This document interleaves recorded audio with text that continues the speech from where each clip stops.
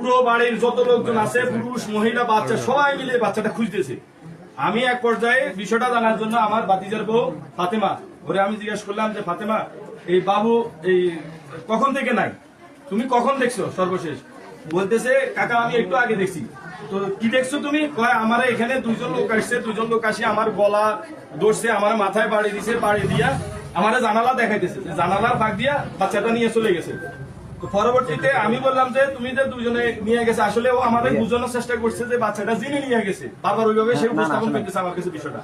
ওই বিষয়গুলো আমি সহজভাবে নিই নাই, না নেওয়ার ফলে আমি তারা প্রশ্ন করলাম যে বাচ্চাটা নেওয়ার পরে তোমরা যখন টের পাইছো, তোমাদের ঘরের দরজা তো দুইটা দরজার কোনোটা কি খোলা ছিল? ফাতেমা আমারে বলতেছে যে না ছিল না, ও দাদিও বাচ্চার দাদিও বলতেছে খোলা ছিল না। তা আমি প্রশ্ন করলাম যে তোমাদের ঘরে যদি দরজা কোনোটা খোলা না থাকে, কেউ যদি নিয়ে যায়, বাচ্চাটা যদি কেউ নিয়ে যায়, অবশ্যই দরজা খোলা থাকবে। তো তোমরা বলতেছো দরজা খোলা নাই, আবার তোমরা বলতেছো বাচ্চা নাই, তুমি আবার বলতেছো যে জানালা দিয়ে নিয়ে চলে গেছে। তো জানালা দিয়ে দুজন ব্যক্তি কিভাবে একটা বাচ্চা নিয়ে যায়? সে বারবার একই কথা, এবং পুরো বাড়ির লোককে সে একটা বোকা বানাই দিছে।